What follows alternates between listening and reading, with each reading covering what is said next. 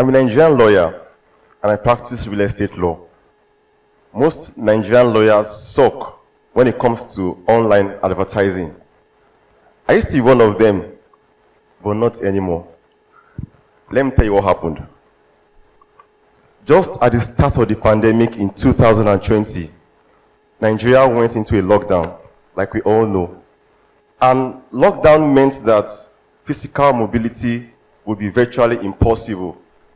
So I began to reflect on things like, how was I going to connect with my clients without being able to move from one place to the other? How will I market myself to new clients and prospects? And most importantly, maintain my professional relevance in this new virtual world that was about to unravel. So I went in search of answers. And my search led me to a particular webinar in 2020 around April. I met two Nigerian lawyers that presented something that appeared like a solution to the challenge at hand. These lawyers, Joseph Onele and Rashida Abdullahi, we have the opinion and even proposed very strongly that lawyers like me that will be relevant during the pandemic and after the pandemic would have to build visibility on LinkedIn and learn to network with old and new connections on LinkedIn. When I heard LinkedIn, I knew it was a problem. In fact, I knew I had a sickness, and I'll tell you what it is. I was suffering from the sickness of LinkedIn obscurity. Nobody knew me on LinkedIn. I had an account as far back as December 2014, where I never really used it for anything tangible until I heard that LinkedIn was the solution for this problem. So I began to reflect on how to go about this journey. But then I remembered another popular mindset among Nigerian lawyers. Lawyers cannot advertise. It's against the rules of our professional conduct for legal practitioners. So how would I now apply this medication of LinkedIn visibility, my sickness of LinkedIn obscurity? I was wondering. So I had to go back to this medication. And I realized that there was a way out. I didn't have to advertise myself as a lawyer. All I had to do was simply promote my thought leadership content to my audience. What we call in marketing as content marketing. Content marketing did not offend the rules of professional conduct for lawyers in Nigeria. So I made it the fulcrum of my LinkedIn visibility journey. But the first day I started this journey, it turned out very well. For the first time in my career, in my life, I shared something about real estate law to non-lawyers, and they liked it.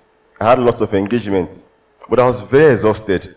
Imagine going through a process where you have to get content ideas, create content, share it on LinkedIn, and also engage with everyone that left a comment. I thought this was a very difficult process and one I won't be able to sustain. So I felt like giving up. But then I remembered where I was coming from. I was coming from a place where I was sick, and the pandemic was still on. So I didn't have a choice. But you know, there's something about medication. When you're on medication, you are always eager for this moment where you want to be sure that this medication is working. I was at that point. In fact, every single thing I was told would happen to me when I started posting LinkedIn content did not happen. Not a single one. I didn't see any symptom of improvement. So I thought, probably this is not working. But like in every journey, there comes a point where you have a turnaround. And that happened for me. This happened at about October 2020. That was the day we had the NSAS protest in Lagos. I can't forget it. It's very vivid in my memory. On this day, at about 5 p.m., I had a phone call on my phone. This person was calling me from the United Kingdom. We went on this phone call, and this person asked for how she can engage my service as a lawyer. I was surprised. How come? I asked this person a question. How did you find my contact? She told me from LinkedIn. I sent you a DM some days ago, and you sent me your number. I said, okay, good. Let's get on with this. This woman asked me to represent her in a dispute in court, which later went on to win.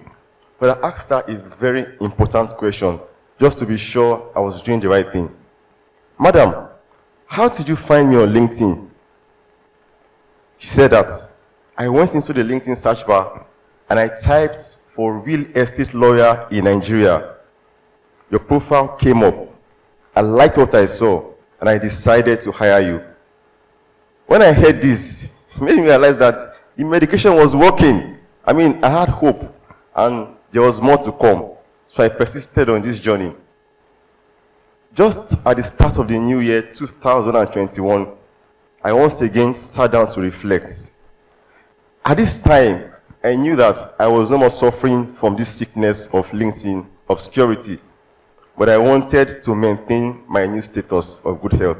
I mean, I got a client last year. I want to get more clients this year and even more tangible results. Well, how would I do this? I went on this journey of posting content on LinkedIn for 90 consecutive days. While I was doing that, I was also doing other things on LinkedIn consistently, like commenting on the posts of other people on LinkedIn, sending messages to my LinkedIn connections one-on-one in their DMs, and I began to learn the art of networking offline at events organized by some of my LinkedIn connections. As the year began to wind down in November, I wanted another tangible result, and I got it. This time around, some people on LinkedIn felt I was doing well enough for the community to recommend me for an award. I was awarded as Ambitious Professional of the Year at the Iconic Brands Award in Lagos, Nigeria. People will tell you awards don't matter, but to me, this award was everything. Do you know why? I began to realize that people on LinkedIn had found my content and contribution very valuable to the extent that I was worthy of a celebration by way of an award. I felt very good, I felt motivated, and I felt much more inspired to do more in this journey in the coming year. At the start of the coming year, 2022, I once again sat down to reflect on the journey. This time around, I had results to show for it, but I wanted something more. My concern here was about my audience. Most of my audience are not lawyers, and they consume my content on real estate law. How would I appeal to them in a way that they understand what I'm saying in a very relatable way? I went on a journey of storytelling. I began telling stories on different areas of real estate law using a character I call Investor Jimmy. The thing about Investor Jimmy is that everybody liked Investor Jimmy. There was no post I made about Investor Jimmy that did not resonate with some of my connections. It went very well. And I'll tell you something about Investor Jimmy. One post I made about Investor Jimmy on LinkedIn had 40,000 views. I mean, across the world, 40,000 people saw this post.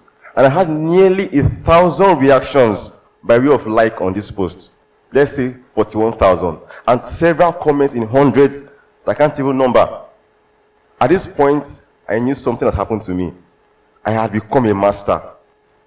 A master at the art of visibility on LinkedIn. You know, just at the start of the pandemic, my concern was, how would I build visibility on LinkedIn? How would I cure this sickness of LinkedIn obscurity? But look at me. In 2022, I had moved from LinkedIn obscurity to LinkedIn visibility. I have mastered the art. But you asked me, what else do you have to show for it? I'll tell you a few of them.